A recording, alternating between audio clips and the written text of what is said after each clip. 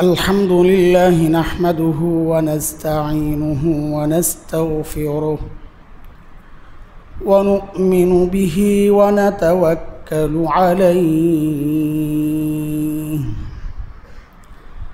ونعوذ بالله من شرور أنفسنا ومن سيئات أعمالنا من يهده الله فلا مضل له ومن يضلله فلا هادي له وأشهد أن لا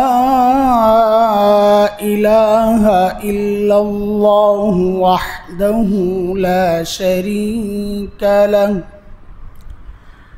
وأشهد أن سيدنا وسندنا وحبيبنا ومولانا محمدا عبده ورسوله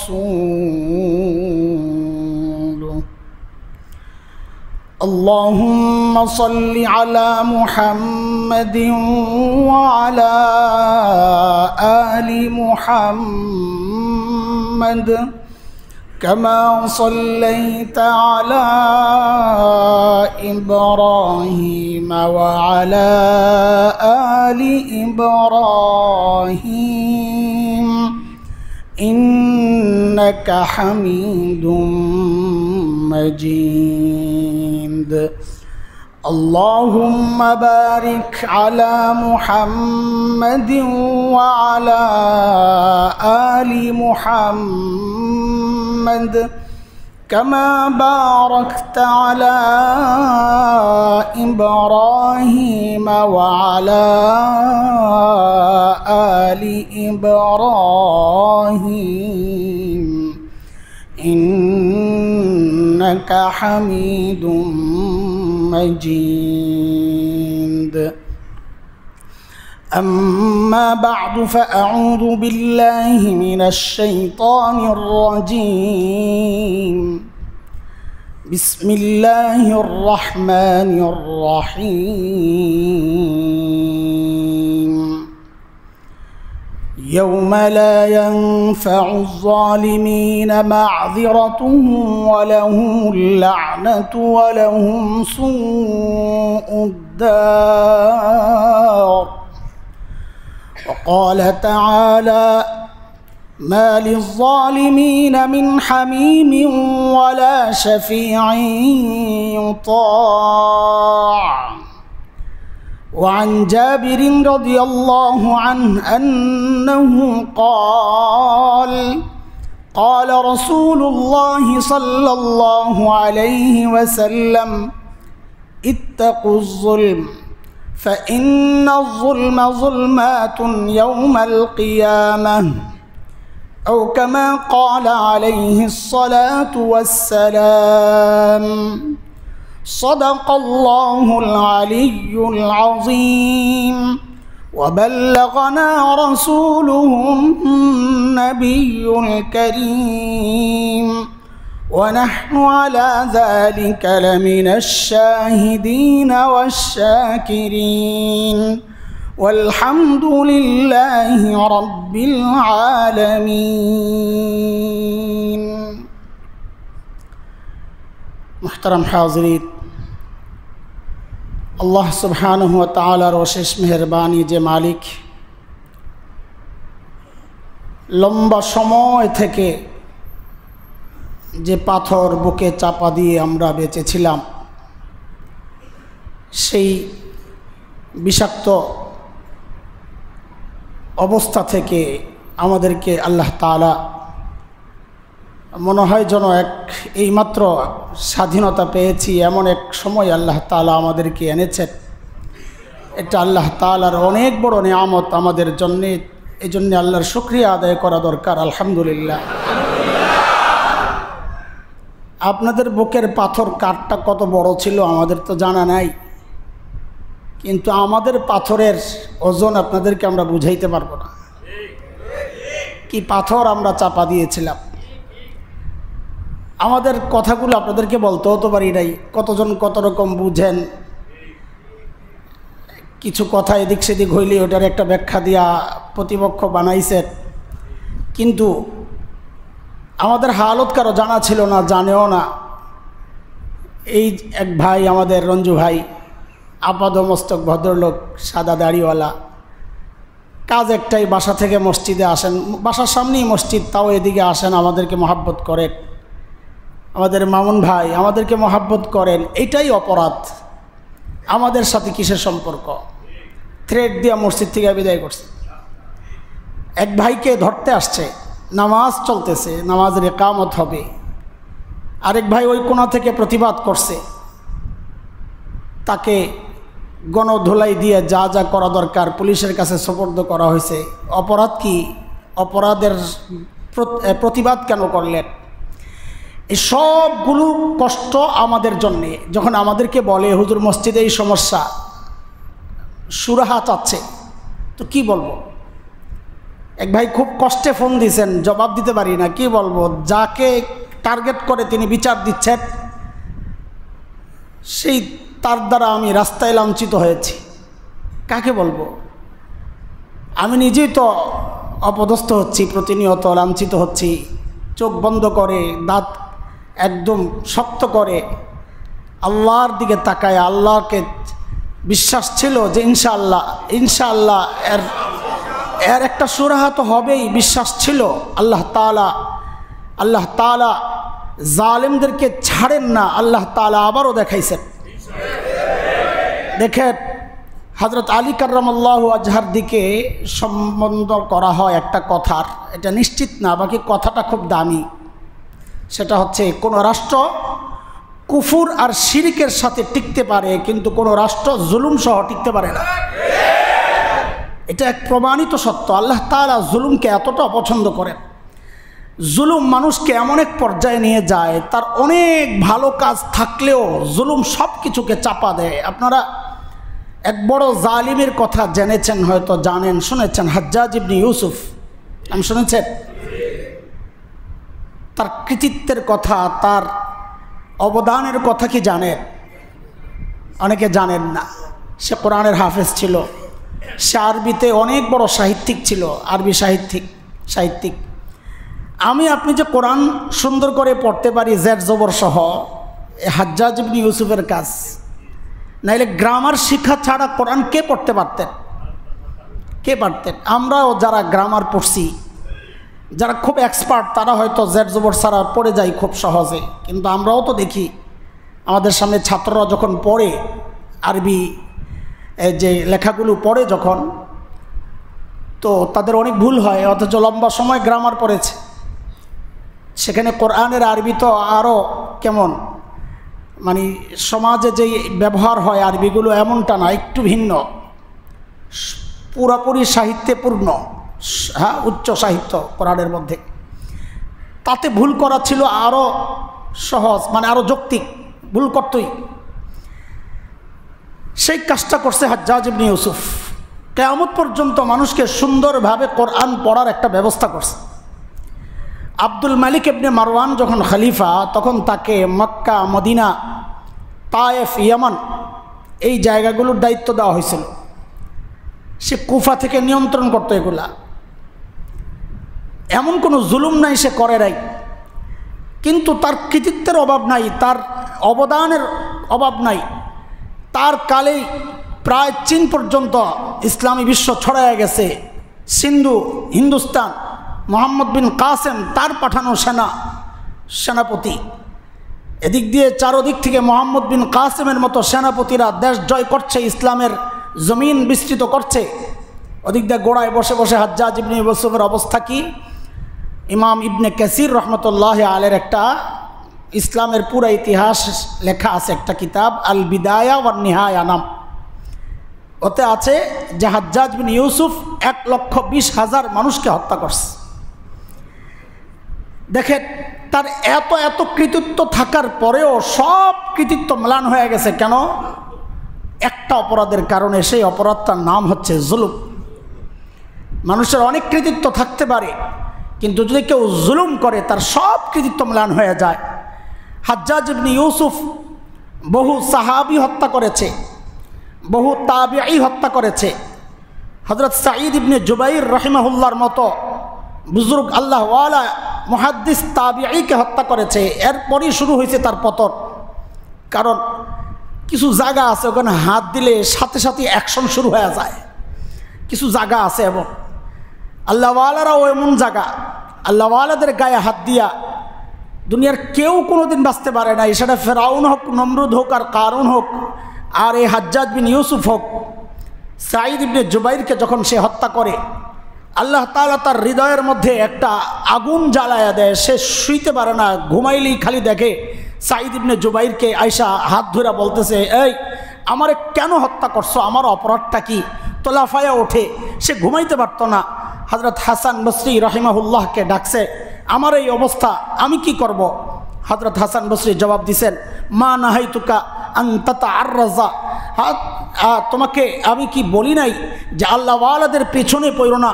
তুমি ওই কাজটা শুনো নাই, আমার কথা শুনো নাই। এখন পরিণতি তোমাকে ভোগ করতেই হবে। এটা তো দুনিয়ার পরিণতি। জালেমরা দুনিয়ায় তার শাস্তি ভোগ করে যায়, আর আখিরাতের শাস্তি তো আছেই। আল্লাহ তাআলা বলতেছেন, ইয়াউমা লা ইয়ানফাউয যালিমিনা মাযিরাতুহুম, জালেম সে যখন আল্লাহর কাছে বলবে আমার ভুল হয়ে গেছে, আমারে মাফ করে দেন, আমাদের ভাতের হোটেলের মালিকের মতো আমার ভুল হয়ে গেছে, আমারে মাফ করে দেন। যারা জুলুম করে তাদের মাফ দুনিয়ায়ও হয় না, তারা মাফ আখিরাতেও পাবে না ইনশাআল্লাহ। জালিমকে আল্লাহ ছাড়েন না। আমরা আগে আলোচনা করেছি বহুবার, আল্লাহ ছাড় দেন ছেড়ে দেন না, এই কথার সাথে আমি একমত না। আল্লাহ ছাড়ও দেন ছেড়েও দেন। আল্লাহ নিজেই বলেছেন, ওয়া আফওয়ান কাসীর, আমি অনেক মাফ করে দিই। কিন্তু আল্লাহ বলতেছেন, আমি জালিমকে মাফ করব না, আমি জালিম মাফ করব না। হ্যাঁ, তাকে জুলুম করে করে এমন একটা পর্যায়ে আল্লাহ উঠতে দেন যেন ধরাটাও এরকম বড় হয়। কেন? যেন ওই ধরাটাও সারা দুনিয়ার জন্য উদাহরণ হয়ে যায়। আপনি দেখেন সারা দুনিয়ার জালিমদেরকে আল্লাহ তাআলা যে শাস্তি দিয়েছেন, কিয়ামত পর্যন্ত মানুষের জন্য সেই শাস্তি উদাহরণ হয়ে গেছে। মা লিয-যালিমিনা মিন হামিমিন ওয়ালা শাফি'in ইউতা', আল্লাহ বলতেছেন জালেমের কোনো সুপারিশকারী হবে না, কেউ করলেও তা গ্রহণ করা হবে না। জালেমের পক্ষে কেউ থাকবে না, তার অপদস্থ হওয়া নিশ্চিত। ওয়ালাহুম সুউদ-দার, আর জাহান্নাম তো নিশ্চিত আল্লাহ বলতেছেন। আর ইতিহাসও তাই বলে। আপনি দেখেন না, দুনিয়ার সর্বপ্রথম জালিমকে মানুষের ইতিহাসের সর্বপ্রথম জালিমের নাম কি? কাবিল। কাবিল সর্বপ্রথম জালিম, যে জুলুম করে নিজের ভাই হাবিলকে হত্যা করেছিল।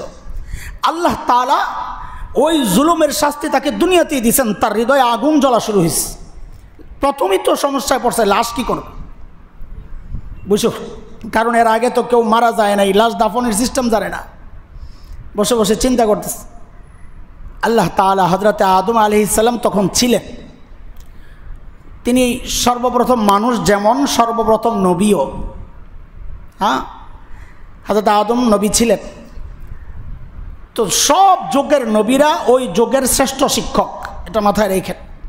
সব যুগের নবীরা ওই যুগের শ্রেষ্ঠ শিক্ষক। এখন শিক্ষক যেহেতু আছেন, আল্লাহ তাআলা চাইলেই কিন্তু পারতেন আদম আলাইহিস সালামকে জানায়া দিতে ওহির মাধ্যমে, আপনার এক ছেলে আরেক ছেলেকে হত্যা করছে, দাফন করতে পারছে না, সে জানে না, আপনি যায়া তাকে দাফন শিখায়া দেন, তাকে দাফন করে দেন। আল্লাহ তা করেন নাই। দেখেন, আল্লাহ তা করেন নাই, কারণ জালিমের সহযোগী আল্লাহ কাউরে বানান না। জালিম একা হয়ে যায়, সব যুগেই জালিম একা হয়ে যায়। আল্লাহ তাআলা কি করলেন? দুনিয়ার মধ্যে সবচেয়ে ধুরন্ধর, হিংসুক, লুবি একটা জানোয়ার আছে, তার নাম হলো কাক। জানোয়ার বলতে আমরা বুঝি চার পাওয়ালা জীব, পাখিও একটা যার জান আছে তাকে জানোয়ার বলে। তো সেই হিসাবে পাখি কাক, আল্লাহ কাক পাঠাইছেন। আল্লাহ নিজে বলতেছেন, ফাবাআসাল্লাহু গুরাবা ইয়াবহাসু ফিল আরদ লিউরিয়াহু কাইফা ইওয়ারি সাওআতা আখিহি। আল্লাহ তাআলা কাক পাঠাইছেন কেন? কাক আরেক কাককে মেরে দাফন করছে। কাবিল দেখছে যে লাশ কেমনে দাফন করতে হয়। তো আল্লাহ তাআলা লাশ দাফনের সিস্টেম শেখানোর জন্যে আল্লাহ কাকে পাঠাইছেন? হযরত কাউয়াকে। সাবাস, কাক না, কাউয়াটা বললে যে খোসাটা লাগে, কাকটা বললে আমার কাছে লাগে না ওইরকম খোসা। আল্লাহ তাআলা শিক্ষক হিসাবে পাঠাইছেন হযরত কাউয়াকে, অথচ নবী শিক্ষক ছিল, আল্লাহ পাঠান নাই। কেন? জালেমদের সহযোগী আল্লাহ ভালো মানুষকে বানান না, জালেমদের শিক্ষকও আল্লাহ ভালো মানুষকে বানাবেন না, নবীকে বানাবেন না। আমরা দুনিয়ায়ও দেখি ভণ্ড পীরের খপ্পরে পড়ছে বলে। আমি বলি মুরিদ ভণ্ড না হইলে ভণ্ড পীরের কাছে যাইতো না। যে যেমন আল্লাহ তারে পীরও মিলায় তেমন, যে যেমন আল্লাহ তাকে পীরও তেমন মিলায়। কাবিল জালেম, আল্লাহ আরেক জালেম পাঠাইছে শিক্ষা দেওয়ার জন্য, নবী আদমকে পাঠান নাই। দেখেন অপদস্থ কাকে আল্লাহ অপদস্থ করতেছেন? কাবিলকে, নবীর সন্তানকে আল্লাহ অপদস্থ করতেছেন। বাবা কি আছিল ওই পরিচয় নাই, তোমার কর্ম দিয়ে তোমার পরিচয়। অনেক সময় নিজের কর্মের কারণেও বাবা বেইজ্জতি হইতে হয়, বাবা ধিকৃত হয় নিজের কর্মের কারণে। বাবার পরিচয়ে কেউ আগাইতে পারে না, কেউ আগাইলে নিজের কর্মের পরিচয়ে আগায়, তবে টান দিলে কিন্তু বাবাও টান পড়ে, এটাও ঠিক।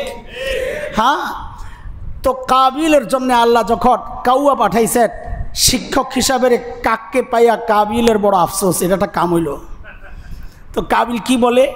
ইয়া ওয়াইলাতা আজাস্তু, সূরা মায়েদায় আসছে, পড়ে দেখেন। কাবিল বলতেছে ইয়া ওয়াইলাতা আজাস্তু আন আকুনা মিসলা হাযাল গুরাব ফাওয়ারিয়া সাওআতা আখি ফাআসবাহা মিনান নাদিমিন। আরে কাকের ইলম আর জ্ঞানটাও আমার নাই, যে জিনিস কাউয়া জানে ওই জিনিস আমি জানি না। হ্যাঁ, আল্লাহ কাউয়া করে অনেক সময় অনেকের নেতা বানায়, সহযোগী বানায় না? দেখছেন না? আল্লাহ কাবিলের নেতা সহযোগী কারে বানাইছে? কাউয়ারে। কাউয়া কাকা করে আর কাবিল বসে বসে দেখে, কাউয়া আমার ওস্তাদ। তোদের মতো জালেমের নেতা আর ওস্তাদ আল্লাহ কাউয়া করিয়ে বানাইব, কারণ তুইও জালেম, তো পাড়ায় পাড়ায় জুলুম করছস, মানুষ শান্তি মতো ব্যবসা করতে পারে নাই, মার্কেট চালাইতে পারে নাই। আরে খতিব যেখানে নিরাপদ না সেখানে অন্য মানুষ নিরাপদ কেমনে থাকে? তো আল্লাহ তাআলা কাউয়াদেরকে বানাবেন না তো কাকে বানাবেন?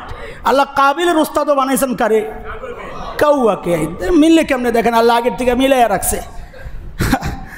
লা হাওলা ওয়ালা কুওয়াতা ইল্লা বিল্লাহ। এগুলো আমাদের জন্য হাসির না, আমাদের জন্য শিক্ষা। এগুলা শিক্ষা যদি কেউ না নেয় তো সেও একই পরিণতি ভোগ করবে। আমরা এমনটা যেন না হয় এক জালেমের হাত থেকে বাইচা আরেক জালেমের হাতে পড়ছি, এমনটা যেন না হয়। এক চাঁদাবাজের হাত থেকে পয়রা আরেক চাঁদাবাজের খপ্পরে পড়ছি, এমনটা যেন না হয়। আল্লাহর রাস্তে বলি, আমরা কোনোদিন কারো কাছে চাঁদা চাইবো না, চাঁদা দিব না। কেউ চাঁদা নিতে আসলে গণধোলাই দিয়ে তাকে শিক্ষা দেওয়া হবে ইনশাআল্লাহ। আমাদের পুরো এলাকা ইনশাআল্লাহ চাঁদা মুক্ত থাকবে ইনশাআল্লাহ তাআলা।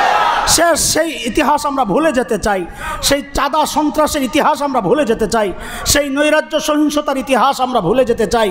এক নতুন বাংলাদেশ দেখতে চাই, শান্তির, সাম্যের ওই দুনিয়া আমরা দেখতে চাই। আমাদের দেশকে আমরা ওই অবস্থায় দেখতে চাই ইনশাআল্লাহ তাআলা। আল্লাহ কবুল করেন। আমরা বারবার দোয়া করতেছিলাম আল্লাহ তাআলা যেন এই দেশকে হেফাজত করেন, কারণ কিছু মানুষ তো অপেক্ষায় থাকে। হ্যাঁ, কারো ঘর পড়ে, আর কিছু মানুষ আছে তারা আলুর পোড়া খাইতে মনে চায়, সে তো অপেক্ষা থাকে আরেকজনের ঘর কেমনে পড়বে। হ্যাঁ, বাড়ি পড়ে মাশরাফির, ওখানে প্রচার হয় কার? লিটন দাসের। দেখেন অবস্থা। হ্যাঁ, দোকান পরে ইউলু, আর ওই কাপড় চোপড় নেয় বলাবান, হিন্দু বাড়ির কাপড় চোপড় সব নিয়ে যাইতেছে। পাশেই তো ভারতীয় কালচারাল সেন্টার, যেটা এটাও পড়ছে, দলিল তো আছেই। ওই পোড়া দেখায়, ওইটা লুটপাট দেখায়, এটা দুটারে মিলে বানাইছে একটা। তো কারণ তার তো আলু পোড়া খাওয়া দরকার। তো এই আলু পোড়াওয়ালারা না চলে আসে আলু পোড়া দিতে। আমার আশঙ্কা ছিল খালি ওইটা, আমি খেয়াল করছেন কিনা বারবার বলতেছি, আল্লাহ ভয় লাগে যে স্বাধীনতা শেষ না হয়ে যায়। এই আশঙ্কা আতঙ্ক আমাদেরকে পেয়ে বসছিল, কারণ আমরা জানি ষড়যন্ত্রের জাল কতটুকু বিস্তার হয়েছে, আমরা জানি, এটা পদে পদে উপলব্ধি করি আমরা এটা। সেই জন্যই আমাদের আশঙ্কাটাও বেশি, যে জানে বেশি তার আশঙ্কাও বেশি। আল্লাহ তাআলা এই ভয়ঙ্কর অবস্থা থেকে আমাদেরকে হেফাজত করেছেন এবং যেন রাখেন কিয়ামত পর্যন্ত এদেশকে স্বাধীন। আল্লাহ তাআলা এদেশের স্বাধীনতাকে কিয়ামত পর্যন্ত কবুল করেন, আমিন। যারা এর বিপক্ষে দাঁড়াবে আল্লাহ তাদেরকে যেন ধ্বংস করে দেন। যাদের দ্বারা স্বাধীনতা নষ্ট হবে আল্লাহ তাদেরকে যেন ধ্বংস করে দেন। যাদের দ্বারা দেশে জুলুমের বিস্তার হয়, নৈরাজ্য হয়, আল্লাহ যেন তাদেরকে আর কোনো দিন ক্ষমতায় না আনেন। সে যেই হোক। আমি বলি না যে অমুকে আসুক, অমুকে আসুক, কে আসে না আসে, আমি যাব না ওই জায়গায়। কে আসলো না আসলো তাতে আমার কি আসে যায়, আমি যেন কথাগুলো মিম্বর থেকে ঠিকভাবে বলতে পারি, হ্যাঁ কোনো বাধা না আসে, দাড়ি কমা ধরে ধরে যেন আমাদেরকে বইলা না দেওয়া হয়, রেকর্ড শোনায় যেন আমাদেরকে থ্রেট না করা হয়, যেই কথা বলা ঠিক হয় নাই এইভাবে বলা দরকার ছিল।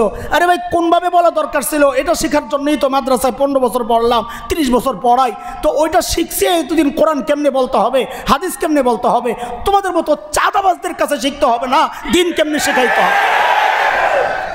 টুকাই চাঁদাবাজদের এই অন্যায় অত্যাচারে আমরা অতিষ্ঠ হয়ে গেছিলাম। আল্লাহ তাআলা আমাদেরকে একটু স্বস্তির নিঃশ্বাস ফেলার তৌফিক দিয়েছেন।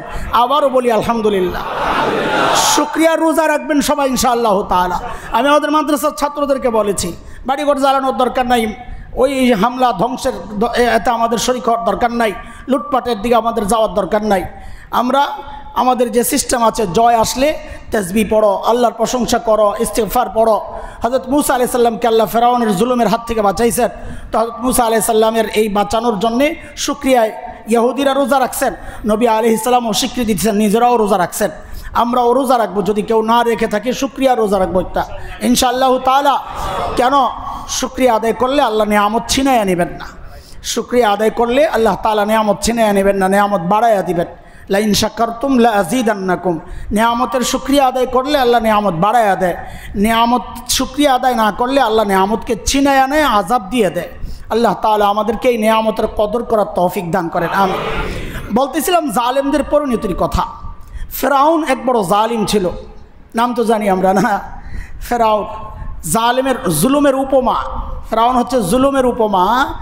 সারা দুনিয়ার মানুষ বলে ফেরাউন একটা, বাংলার ফেরাউন কি বলে, তার মানে ফেরাউন একটা জুলুমের উপমা। দেখেন, অথচ তার যে অহংকার, সব আমার, সব আমার, অহংকারের মাত্রা কি দেখেন। কি বলছে ফেরাউন, কি দাবি করতো বলেন তো দেখি, আপনাদের একটা ভুল সংশোধন করি। ফেরাউন কি দাবি করতো? শাবাশ, খালি খোদা দাবি করে নাই, খোদা অনেকই দাবি করছে। ফেরাউনের দাবিটা ছিল আনা রব্বুকুমুল আলা, দুনিয়া বহু খোদা আছে কিন্তু সবচেয়ে বড় আমি। দেখছেন অবস্থা? হ্যাঁ, সে বলে সবচেয়ে বড় খোদা। এই খোদার জুলুমের কি অবস্থা গেছে। একটা স্বপ্নের উপর ভিত্তি করে হাজার হাজার বনি ইসরায়েলের ছেলেদেরকে হত্যা করছে, একটা স্বপ্নের উপর ভিত্তি করে। হ্যাঁ, তাকে যে খোদা না মানছে তাকে কি করছে, জ্বলন্ত তেলের মধ্যে দিয়ে জ্বালায় মারছে। জীবিত জীবিত মানুষের শরীর থেকে চামড়া খুলে খুলে হত্যা করছে। অথচ সময় যখন শেষ হয়ে গেছে তখন আল্লাহ তাআলা নিয়ে পানির মধ্যে চুবাইছেন। পোলাবানে এত দুষ্ট এখনকার পোলাবাই যে এখন ওই বলে যে ফেরাউন তো পাই না, তো ফেরাউনের মূর্তিরে নিয়ে পানির মধ্যে চুবায়। এখন যে অবস্থা পোলাবানের হয়ে গেছে, কি যে দুষ্ট পোলাবান, সুবহানাল্লাহ বিহামদি, এমন এমন কাজ করে হাসতে হাসতে মরে যায়। যে কারবার দেখো, এরা এতদিন কই ছিল আল্লাহ জানে, এদের এই বুদ্ধি এত কিছু এরা কই রাখে। আল্লাহ এদেরকে পড়ালেখায় লাগায় দাও। আমার খুব ভয়, পড়ালেখায় বসাইতে না আমাদের আবার আন্দোলন করতে হয় বাবা মাদের। আমি খালি চিন্তা করতেছি ছাত্রদেরকে, আমাদের সন্তানদেরকে, আমাদের কলিজার টুকরাগুলারে আবার পড়ালেখায় বসাইতে না জানি আবার বাবা মার কিছু করতে হয়, অভিভাবক আন্দোলন, এটা না আবার করতে হয়। আল্লাহ জানে, আল্লাহ হেফাজত করেন, ওদেরকে লেখাপড়ায় মনোযোগী বানায় দেন। দেশ রক্ষায় ওরা যে ভূমিকা রেখেছে, আল্লাহ তাআলা যেন এই ভূমিকা নিজের পরিবার, নিজের সমাজ, সুন্দর সমাজ গড়ার জন্যেও ওদেরকে উপযুক্ত হয়ে তৈরি হওয়ার তৌফিক যেন আল্লাহ ওদেরকে দান করেন, আমিন। প্রত্যেকটা ছাত্র ছেলেকে আল্লাহ তাআলা, আমাদের মেয়েদেরকেও আল্লাহ তাআলা দিনদার ইমানদার বানায়া দেন, বলেন আমিন। আমাদের কথার আওয়াজ তো শুনতেছে রাস্তায়, আমাদের অনেক ট্রাফিকরা আছে, বেতন ছাড়া ট্রাফিক, মাশাআল্লাহ। আমরা ওদেরকে দাওয়াত দিব, ভাই তোমরা চলে আসো, কিছু সময়ের জন্য মসজিদে চলে আসো, নামাজ পড়ো, আল্লাহর কাছে শুকরিয়া আদায় করো এবং আবার ডিউটিতে চলে যাও। আমরা তোমাদের জন্য দোয়াও করি, আল্লাহ তাআলা তোমাদেরকে কবুল করেন, দুনিয়ার জন্যও কবুল করেন, আল্লাহ তোমাদেরকে জান্নাতের জন্যও কবুল করেন, আমিন। সেই ফেরাউন যখন ডুবে তো কি বলছে, আমানতু আন্নাহু লা ইলাহা ইল্লাল্লাযী আমানাত বিহি বানু ইসরাঈল ওয়া আনা মিনাল মুসলিমিন, যে বনি ইসরাইল যেই মাবুদ মানে আমিও মানি, আমি মুসলমান হয়ে গেছি, ভালো হয়ে গেছি। গণজোয়ার দেখে ভালো হইলে ওই ভালোর কোনো দাম নাই, শাস্তি দেখে ভালো হইলে ওই ভালো হওয়ার কোনো, তাইলে ফেরাউন মুসলমান হিসাবেই স্বীকৃতি পাইত। আল্লাহ জবাব কি দিছে, আল আন ওয়াকাদ আসাইতা মিন ক্বাবল, সারা জীবন পান্ডামি কইরা এখন বলো ইমান আনছি তো দিছেন সুবা। পানির মধ্যে কোথায় কোথায় ডুবাইছেন বলেন, আরেকটা ভুল ঠিক করি। দেখছেন আমাদের কত ভুলে আমরা আসি। নীল নদ না, নীল নদ না, নীল নদ তো মিশরের ভিতরে, তো পার হইল কোন দিক দিয়া? হ্যাঁ, লোহিত সাগর। বলেন কোথায়? লোহিত সাগর। আজকে যে মিশর থেকে এই ফিলিস্তিনের বা সিনাই যে এটা আছে বর্ডার, কি বলে মাঝখানের, না না ওই যে জাহাজ চলাচলের যে ইয়াটা, সুইস খাল, সাবাস, সুইস খাল।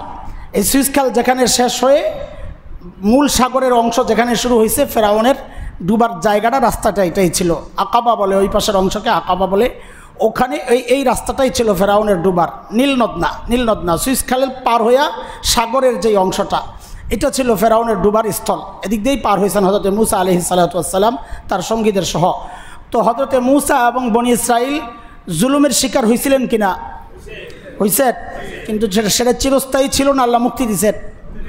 বলেন, ফেরাউন চিরস্থায়ী জুলুমের সুযোগ পাইছে না আল্লাহ দমাইছেন? এটা মাথায় রাখবেন। শুধু রাষ্ট্র ক্ষমতায় যারা আছে তাদের জন্য বলছি না, জুলুম চলছে সমাজের রন্ধ্রে রন্ধ্রে। আমি আমার পরিবারে জুলুম করি, আমি আমার সমাজে জুলুম করি, বাজারে জুলুম চলতেছে, হ্যাঁ, হাটে ঘাটে অফিসে সব জায়গায় জুলুম চলতেছে। জুলুম কাকে বলে জানেন? জুলুম মানে কি? জুলুম মানে আমরা জানি একজন আরেকজনের উপর নির্যাতন করা, তাই না? না না, জুলুম এটা, জুলুমের বাংলা অর্থ আমরা নির্যাতন বলি, এটা বলি আর কি, কিন্তু জুলুম তো আরবি শব্দ, তাই না? আরবির একটা ব্যাখ্যা আছে জুলুমের, আমরা আরবিতে পড়ছি। জুলুম মানে হচ্ছে ওয়াদউ শাই আলা গায়রি মাহাল্লি, যে জিনিস যেখানে রাখা দরকার ওখানে না রাখাটাই জুলুম। ইবাদতের জন্য রাখা দরকার কাকে? ইবাদত কাকে করব? এই জায়গায় শুধু কাকে রাখবো? মাবুদ হিসাবে কাকে রাখবো? যে শিরিক করে, হযরতে লোকমান ওটাকেও জুলুম বলছেন। ইয়া বুনাইয়া লা তুশরিক বিল্লাহ ইন্নাশ শিরকা লাযুলমুন আযীম। ও আমার ছেলেরা, প্রিয় সন্তানেরা, জুলুম করো না, শিরিক করো না, শিরিক করো না। কেন? ইন্নাশ শিরকা লাযুলমুন আযীম, নিশ্চয়ই শিরিক অনেক বড় জুলুম। হাত বোঝা গেল শিরিকও জুলুম। কেন? ইবাদতের জায়গায় যাকে রাখা দরকার ছিল তাকে না রাখা ভিন্ন কাউকে রাখছি, এটাও একটা জুলুম। এই জন্যে উপযুক্ত ব্যক্তিকে উপযুক্ত জায়গা না দেওয়া এটা জুলুম। যার যা পাওয়া উপযুক্ত তাকে না দেওয়া এটা জুলুম। সন্তান আপনার কাছে দিন শেখা, এটা তার পাওনা ছিল, এটা না দেওয়া তার উপর জুলুম। পরিবারকে দিন শেখানো আপনার উপর দায়িত্ব ছিল, এটা আদায় করতে পারেন না, এটা আপনি তার উপর জুলুম করেছেন। এইরকম প্রত্যেকটা জায়গায় দ্রব্যমূল্য বাজারে যারা আছে শুনি, যেটা উপযুক্ত সুযোগ পাইয়াই দাম বাড়াইয়া দেয়, সুযোগ চলে গেলে আবার ডেকে ডেকে ব্যস্ত হয় আমাদের, এটাও জুলুম। অফিস আদালতে যারা উচ্চ পর্যায়ে উচ্চ পদে আছেন, আপনার অধীনস্থদের উপর যদি তার যে পোস্ট আছে ওই পোস্ট অনুযায়ী তাকে কাজ না দিয়া, তার স্যালারি না দিয়া আপনি ভোগ করেন সব, তো মনে করবেন আপনি তার উপর জুলুম করতেছেন। সব জায়গায় তো এখন জুলুম আর জুলুম, আমাদের উপর জুলুম হবে না কেন বলেন? জুলুম করতে করতে আমরা নিজেরাও এখন জুলুমের শিকার হয়ে গেছি। এই জন্যে জুলুম শেষ করা দরকার। একদম আমার নিজের থেকে শুরু করব ইনশাআল্লাহ, আমার পরিবার থেকে শুরু করব ইনশাআল্লাহ। আমরা কেউ জালেম হব না, কেউ জালেম হব না। দুনিয়ার উদাহরণের শেষ নাই। কারুন নাম শুনছেন না? ফেরাউনের দরবারি, ফেরাউনের দরবারি কারুন, সম্পদের অভাব ছিল না। সুবহানাল্লাহ, এত সম্পদ তার সম্পদের যে খাজানা গোডাউন, ওটার চাবি বহন করার জন্য বহু ওট লাগতো। এমন ব্যক্তি, আপনার চাবি আছে কয়টা? সুবহানাল্লাহ, কয় টাকার সম্পদ? কারুনের এত সম্পদ ছিল। তো ফলাফল আল্লাহ বলেন, যে সম্পদের বাহাদুরি করো ওই সম্পদ সহই তোরে শেষ করবো। ফাখাসাফনা বিহি ওয়া বিদারিহিল আরদ, তাকে এবং তার যে সম্পদ ছিল তার সহ আল্লাহ বলেন আমি দাবাইয়া দিছি মাটির নিচে। যে যে বিষয়ের গর্ব করে আল্লাহ তাকে দিয়ে তাকে শেষ করেন। এটার উদাহরণ ভুরি ভুরি। আপনি সম্পদের বড়াই করবেন, ওই সম্পদ দিয়েই আল্লাহ আপনাকে ধরবে। আপনি নেতা কর্মীর বাহাদুরি করবেন, ওই কর্মী দিয়েই আল্লাহ আপনাকে ধরবে। আপনি নিজস্ব লোক ফিট করবেন, ওই নিজস্ব লোকরাই আপনাকে ধরবে। এটার উদাহরণের শেষ নাই। আপনি দেখেন আবু লাহাবের বিবি, কি নাম? আবু লাহাবের বিবি, বিবির নাম আবু লাহাবের বিবি, উম্মে জামিল বিনতে হারব ইবনে উমাইয়া। উম্মে জামিল বিনতে হারব ইবনে উমাইয়া। আবু লাহাবের নাম তো সবাই জানি না কি না? আবু লাহাবের নাম আবু লাহাব না, আবু লাহাবের নাম হচ্ছে আব্দুল উজ্জা। কি না? উজ্জার বান্দা, উজ্জা, আবদুল্লাহ না, উজ্জার বান্দা। আবদুল্লাহ তো নবী আলাইহিস সালামের বাবা। দেখেন আল্লাহ আগের থেকে নামও ঠিক করে রাখছেন, যে নাম যার জন্য মুনাসিব আল্লাহ ওইটা ঠিক করে রাখছেন আগের থেকেই। আবু লাহাব বলা হইতো, তার চেহারা ছিল খুব লালচে। লাহাব মানে আগুনের যে ইয়া ওঠে, লাল যে উপরের অংশটা ওইটা লাল, এরকম টকটকে লাল যেটা, এইটা হচ্ছে লাহাব। তো আবু লাহাব মানে ওই লাল্লু, আমরা বলি লাল্লু, লাল্লু বলি না, লাল্লু। আবু লাহাব ছিল লাল্লু, এই জন্যে আবু লাহাবকে আবু লাহাব বলা হয়। নাম হলো আব্দুল উজ্জা। তো কোরআন আবু লাহাব সম্পর্কে তো বলছে, আপনারা জানেন, কিন্তু আবু লাহাবের বউ সম্পর্কেও কোরআন বলছে কি? হাম্মালাতাল হাতাব। তার শাস্তিটা কি হবে? হাম্মালাতাল হাতাব, এটা হয় তার অতীতের পরিচয় অথবা ভবিষ্যতের পরিচয়।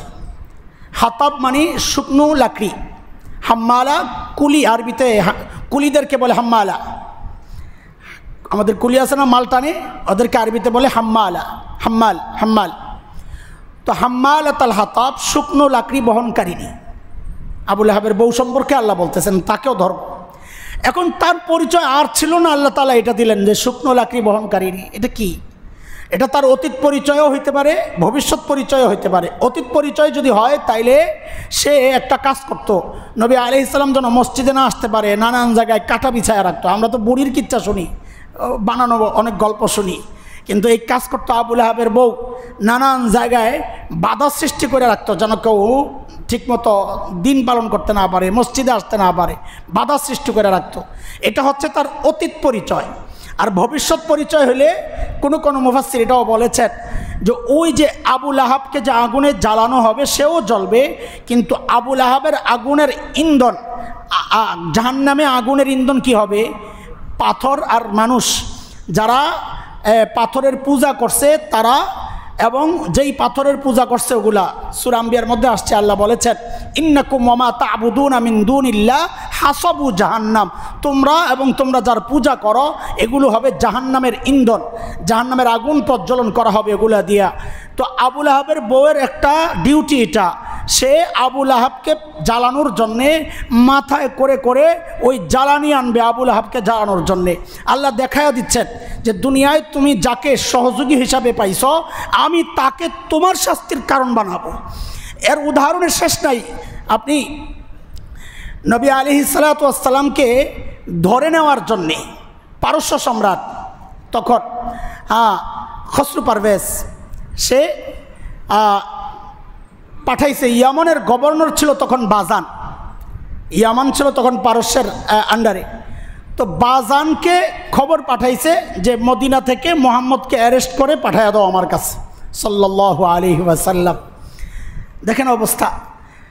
আল্লাহ তাআলা আপনজনকে দিয়া যে জালেমের শাস্তির ব্যবস্থা করেন, আল্লাহ তাআলার উদাহরণ রাখছেন অনেক অনেক।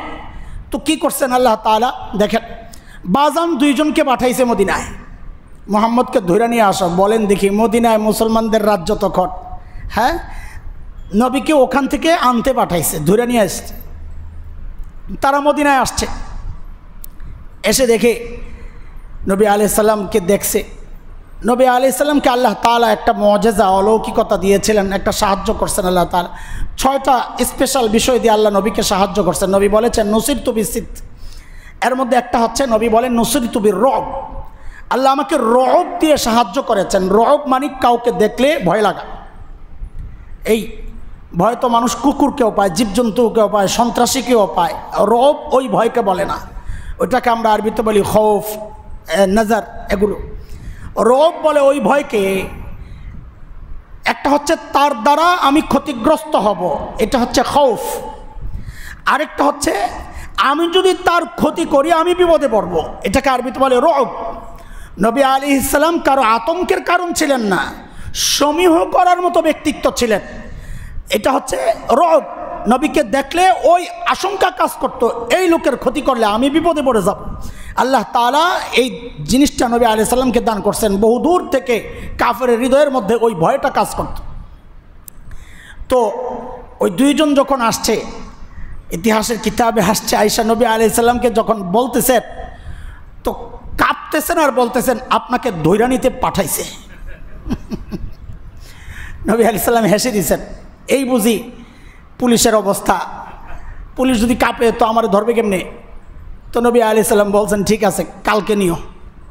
ওহির মাধ্যমে আল্লাহ জানাই দিয়েছেন যা জানানোর কালকে নিও।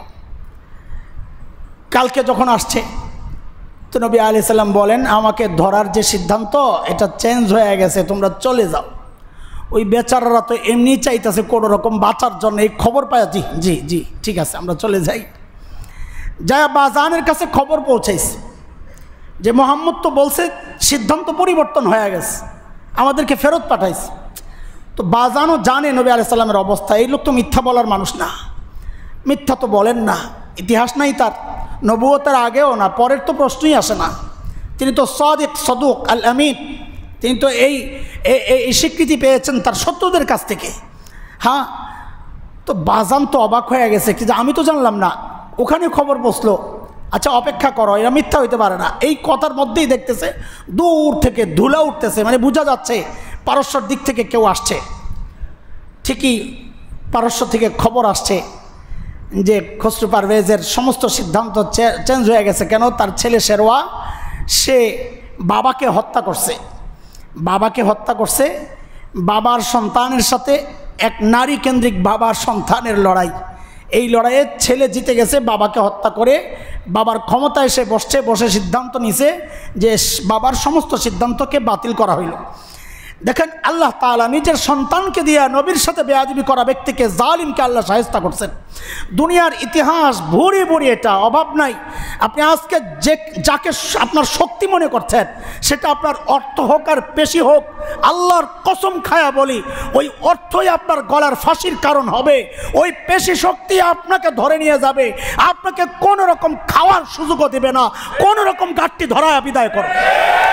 আল্লাহর সিদ্ধান্তটাই এমন, আল্লাহর সিস্টেমটাই এমন, আপনি সিস্টেম পাল্টাবেন কেমনে? আল্লাহ চ্যালেঞ্জ করতেছেন সুন্নাতাল্লাহিল্লাতী ক্বাদ খালাত মিন ক্বাবলু ওয়া লান তাজিদা লিসুন্নাতিল্লাহি তাবদীলা, সূরা আহজাব। আল্লাহ বলতেছেন আমার সিস্টেমের কোনো হেরফের হয় না, তোমরা চাও নগদ সিস্টেম পাল্টাইতে, আমি আমার সময় মতো করব। আল্লাহ সময় মতো যখন ধরেন দুনিয়ার কোনো শক্তি থাকে না তাকে রক্ষা করার।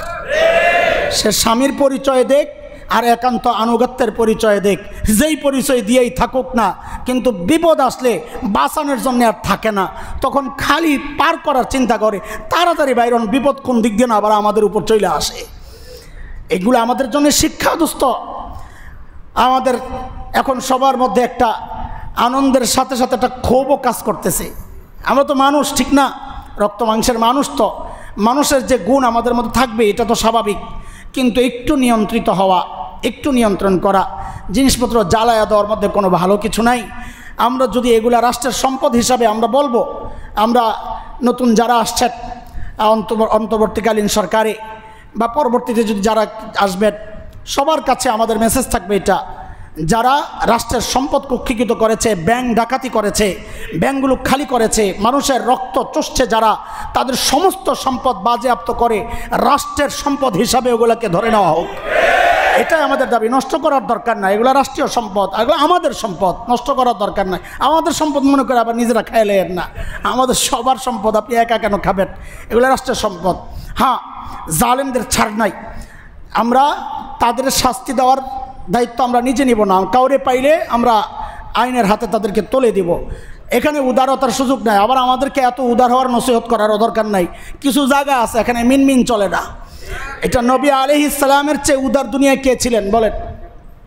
হ্যাঁ, আমি আপনি রহমতুল লিল আলামিনের স্বীকৃতি পাইছি। সারা দুনিয়ার মানুষের দয়া আর উদারতা একসাথে করলেও রহমতুল লিল আলামিনের উদাহরণ কেউ পেশ করতে পারবে না, ঠিক কিনা? আমার নবীর যে উদারতা, যেই উদারতা, যেই মানসিক যে নম্রতা, নবীর যে মায়া ভালোবাসা, হ্যাঁ মানুষের প্রতি যে টান, মনুষ্যত্ববোধ, এগুলা দুনিয়ার কেউ উদাহরণ দেখাতে পারবে না। যে সেজন্যই তো আল্লাহ তাআলা আমার নবীকে বলেছেন রহমাতুল লিল আলামিন, ওমা আরসালনাকা ইল্লা রাহমাতাল লিল আলামিন।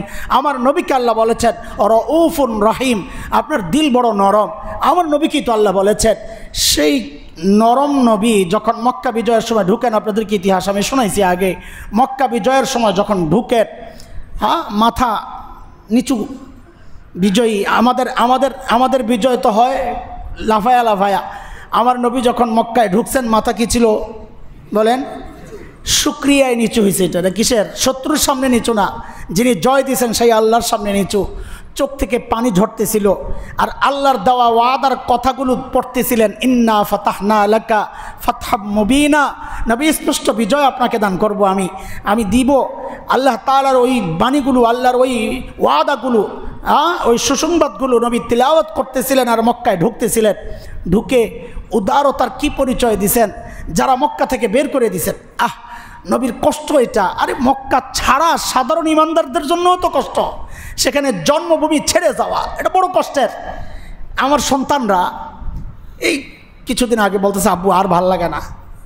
ওরাও তো মানুষ, বাচ্চা মানুষ না, আমাদের তো একটু শক্ত আছে, একদম বাচ্চা। আর ভাল লাগে না বাবা। কি আব্বু চলে এলাকা ছেড়ে চলে যায়, আব্বু আর ভাল লাগে না বা। বিশেষ করে যখন শেষ আমার বাড়িতে হামলা হইলো, এই তো বলি না আপনাদেরকে, আপনারা বললে উত্তেজিত হবেন, আমরা চাই নাই উত্তেজিত করতে, আমাদের অবস্থাটা শোনাইতেছি। রাত 11:30 40-50 জন এখানে, কি যেন ম্যাডামের নাম? তুহিন ফারহান, ফারহানা, আচ্ছা আচ্ছা ঠিক আছে। ওনার বাসায় হামলা করেই ওই দলটাই এদিকে আসছে আমাদের বাসায়। আমাদের কিছু ভাই থাকেন, তারা তো আর নাই, তারা জানে ভালো করে, তারা নাই। বাসায় আসি একজন রাজাকার, আমি রাজাকার। এখন এই হাসান জামিল, এখন তো ওইটা কি নামাইতে হবে, গেট মেট পিটায়া টিটায়া, লাইট ভাঙ্গা, সিসি ক্যামেরাগুলো ভাঙ্গা, এমন এক আতঙ্ক অবস্থা তৈরি করছে। আর আমার বাসার দিকে তাকায়, নাম নাম নাম মানে কি জানেন? আরবি শব্দ, ঘুমাও ঘুমাও, আরবিতে নাম মানে ঘুমাও। আমি বলতেছি আমার ঘুমাইতে বলতেছে ওরা আইসা, এই যেই লাঠি সোটা নিয়ে আইসে মনে হয় খেলতে আইসে। তো আমি বলি খেলবা তো রাত্রে আসছো কেন? আরে রাত্রে খেলে নাকি 11:30 সময় কেউ, তো রাত্রে কেন আসছো খেলতে? এই হলো অবস্থা, এমন আতঙ্ক। আচ্ছা বলেন তো, বাচ্চারা এই দৃশ্য দেখলে কেমন লাগে? কেমন লাগে বলেন, আপনার কেমন লাগবে? আমাদের হিস্ট্রি আপনাদেরকে শোনাইলে আপনাদের চোখের পানি আসবে, জানেন কি অবস্থা গেছে আমাদের উপর দিয়ে। আমাকে রমজানে যখন ধরতে আসলো, এখানে বাসা ঘেরাও করা, ডিবির লোকজন বাসায় চলে গেছে, বাসায় দরজা বন্ধ করে, লাইট বন্ধ করে, মেয়েগুলো, মা, ছেলেটা মসজিদে, মা 3 মেয়ে বাসায় একা। দরজায় যখন আঘাত হচ্ছিল, লাথি আর গালাগালি চলছিল, তখন ভিতরের ওই মানুষগুলো কেমন লাগতেছিল বলেন? কেমন লাগতেছিল? চলে আসছে। আমি তো লুকায়া লুকাই ছাদ থেকে ওই ছাদ, মসজিদের পিছনের ময়লার মধ্যে ঘন্টায় ঘন্টায় ধরেছিল, পিছনের ময়লার মধ্যে। এক মুসল্লি যায় বলে, হুজুর জি আসেন বাসায়। বলি আপনি জানলেন কেমনি আমি এখানে আসি? বলে আমার মন ডাকতেছিল, হুজুর কোথাও লুকায় আছে, আল্লাহ পাঠাইছেন তাকে। কেমন লাগে? আবার গভীর রাতে আবার যায় বাসায় হামলা, কই? আরে নাই তো বাসায় বলা হয়েছে না, বাসা ভাঙ্গে ভেতরে দেখবে। তখন মা তার বাচ্চাগুলো নিয়ে তো কেমন লাগতেছে বলে? এই জিন্দেগি আমাদেরকে কাটাইতে হয়েছে। দাঁত চেপে সহ্য করেছি, আর আল্লাহকে বলেছি, আল্লাহ ফেরাউনের চেয়ে শক্তিশালী না এরা, আল্লাহ এরা নমরুদের চেয়ে শক্তিশালী না, আল্লাহ তোমার শক্তির কাছে এদের শক্তির কোনো দাম নাই, আল্লাহ সেই তোমার কাছেই বিচার দিলাম। আল্লাহ আমি বদদুয়া দেই না, কিন্তু বাচ্চাদের চেহারার দিকে তাকায় নিজেরা ঠিক রাখতে পারি নাই। আরে জুলুমের তো একটা শেষ আছে। আমার সাথে চলে একটা ছেলে, তাকেও মামলায় ঢুকাইয়া দিছে, সে নাকি এই আন্দোলনের সময় বাড়ি করে হামলা করছে। বলেন আপনারা, আমাকে বিব্রত করার জন্যে, আমাকে প্রেশার রাখার জন্যে এই জুলুম আমরা সইছি, বরদাস্ত করেছি। তো বলতেছিলাম যে রহমতের নবীর চেয়ে বড় দিলওয়ালা, রহমওয়ালা দিল তো আমাদের না, এটা মেনে নিতে হবে। সেই রহমতের নবী যখন মক্কায় ঢুকতেছে, ক্ষমা ঘোষণা করছেন, সব মাফ, লা তাসরিবা আলাইকুমুল ইয়াওম, আছে কোনো প্রতিশোধ নাই। 3টা অপশন দিয়েছেন নবী আলাইহিস সালাম। মান দাখালাল মসজিদাল হারাম ফাহুয়া আমিন, মসজিদে হারামে যে ঢুকবে সে নিরাপদ। মান আগলাকা বাবাহু ফাহুয়া আমিন, যে নিজের ঘরের দরজা বন্ধ করে দিবে সে নিরাপদ। মান দাখালা দারা আবি সুফিয়ান ফাহুয়া আমিন, যে আবু সুফিয়ানের ঘরে ঢুকবে সে নিরাপদ, এ সবগুলোর অর্থ হইল একটা, যে অস্ত্র ছেড়ে দিবে সে নিরাপদ। সবগুলোর শেষ কথা এটাই, সব বাদ মাফ করে দিলাম। কিন্তু নবী আলাইহিস সালাম কিছু মানুষের ব্যাপারে বলছেন যে না, এদেরকে ছাড়া যাবে না। রহমতের নবীকে, রহমতের নবী বলতেছেন এদেরকে ছাড়া যাবে না। শেখ ইবনে তাইমিয়া রহমতুল্লাহ আলাইহির এক বিখ্যাত কিতাব আছে আস-সারিমুল মাসলুল আলা শাতিমির রাসূল, সেখানে 15 জনের নাম আসছে, যে 15 জনের নাম নিয়ে বলছেন এদেরকে ছাড়া যাবে না, কারণ এটা আল্লাহর নির্দেশ। সূরা আহজাবে আসছে মালউনিন আইনামা সুকিফু উখিযু ওয়া কুতিলু তাকতিলা। যারা মালউন, আমরা বলি সহজে মালাউন। মালাউন বললে আমরা একটা বিশেষ ধর্ম অবলম্বী লোকদেরকে মনে করি, না, তারা মালাউন না। মালাউন দাড়ি টুপিওয়ালাও মালাউন হইতে পারে। মালাউন কারা? কোরআনে আল্লাহ বলেছেন সূরা আহজাবে, ইন্নাল্লাযীনা ইউযুনাল্লাহা ওয়া রাসূলাহু লাআনাহুমুল্লাহু ফিদ দুনিয়া ওয়াল আখিরাহ। যারা আল্লাহ আল্লাহ রসুলকে কষ্ট দেয় এরা হচ্ছে মালাউন। মালাউনের শাস্তি কি? আল্লাহ বলতেছেন আইনামা সুকিফু উখিযু ওয়া কুতিলু তাকতিলা। তাদেরকে যেখানে পাওয়া যাবে পাকড়াও করে হত্যা করা হবে। হ্যাঁ, আমাদের জন্য ফয়সালা ওইটাই, মালাউনদেরকে যেখানে পাওয়া যাবে ধরে হত্যা করা হবে। বাকি হত্যার দায়িত্ব আমাদের না, এটা রাষ্ট্রের দায়িত্ব, রাষ্ট্র এটা ফয়সালা নিবে। এই হত্যাকারীদের শাস্তি একটাই, হত্যা। এদেরকে পাইলে ধরে রাষ্ট্রকে হস্তান্তর করতে হবে। নবী নাম ঘোষণা করলেন আব্দুল্লাহ ইবনে খাতাল, কুরতুনা, কোরাইনা, সাররা, মাকিস ইবনে সুবানা, হুয়াইরিস ইবনে নাকিদ, আব্দুল্লাহ ইবনে সাদ ইবনে আবি সারা, ইকরামা ইবনে আবি জাহল, ওয়াহশি ইবনে হারব, হিন্দা বিনতে উতবা, হুবার ইবনুল আসওয়াদ, হ্যাঁ, হুয়াইরিস ইবনে নাকিদ। 15 জনের নাম ঘোষণা করলেন নবী আলাইহিস সালাম, যেখানে পাওয়া যাবে ধরি হত্যা করতে হবে। এটা কার কথা বলতেছি? রহমতের নবীর কথা। হযরত ওসমানের আপন দুধ ভাই, আপন মানে দুধ ভাই, আব্দুল্লাহ ইবনে সাদ ইবনে আবি সারাহ। হযরত ওসমান আসছেন, ইয়া রাসূলুল্লাহ, আমার দুধ ভাই আব্দুল্লাহ, তার জন্য নিরাপত্তা চাই। নবী আলাইহিস সালাম চেহারা এরকম ফিরে আনিছেন। আল্লাহু আকবার। রহমতের নবী। দেখেন, আমাদেরকে রহমতের নবীর ওয়ারিস বলে অনেকে খোঁচা দেয় যে হুজুর এত গরম কেন, রহমতের নবীর নায়েবরা এত গরম কেন? আরে গরম জায়গা মতো, গরমটাই রহমত। হাদিস শোনাইছেন আপনাদেরকে, জালেমকেও সাহায্য করো, মজলুমকেও সাহায্য করো। বলে মজলুম সাহায্যের কথা তো বুঝলাম, জালেম আবার কেমনে সাহায্য করে? বলে জালেমকে তার জুলুম থেকে রুখে দিয়ে তাকে সাহায্য করো, নাহলে সে এই জুলুমের কারণে জাহান্নামে যাবে। রহমতের নবী মুখ ফিরায় আনিছেন। তাও কার প্রস্তাব? হযরত ওসমানের প্রস্তাব। হযরত ওসমান নবীর কত প্রিয় আর বিশ্বস্ত মানুষ ছিলেন। আমরা জানি মানুষ নিজে বিয়ে করার ক্ষেত্রেও যতটা খবর নেয় না, নিজের মেয়েকে বিয়ে দেওয়ার ক্ষেত্রে যতটা খবর নেয়। সেই ওসমানের কাছে নবী দুইজন মেয়েকে বিয়ে দিয়েছেন, একজনের পর আরেকজন। 2 জন মেয়েকে যার হাতে তুলে দিয়েছেন, তা তিনি নবীর কাছে কতটা বিশ্বস্ত মানুষ ছিলেন, কতটা আপনজনের ভালোবাসার মানুষ ছিলেন। ফেরেশতারাও যাকে লজ্জা পাইতেন, নবীও লজ্জা পাইতেন। গল্প করতেছেন বাগানের মধ্যে, কাপড় একটু হাঁটুর কাছাকাছি উঠে আসে। সাহাবী ছিলেন আবু বকর, ওমরের মতো সাহাবীরা, কাপড় হাঁটুর কাছাকাছি উঠে আসছে। এর মধ্যে হযরত ওসমান আসতেছেন। নবী আলাইহিস সালাম কাপড় টেনে নিছেন যে এখন আর কাপড় এই জায়গায় থাকাটা চলবে না, ওসমান লজ্জা পাবে, আমিও লজ্জা পাবো, ওসমানকে ফেরেশতারাও লজ্জা পায়। আল্লাহু আকবার। হযরত ওসমানের মূল্য পয়সা, অর্থ খরচ করেছেন।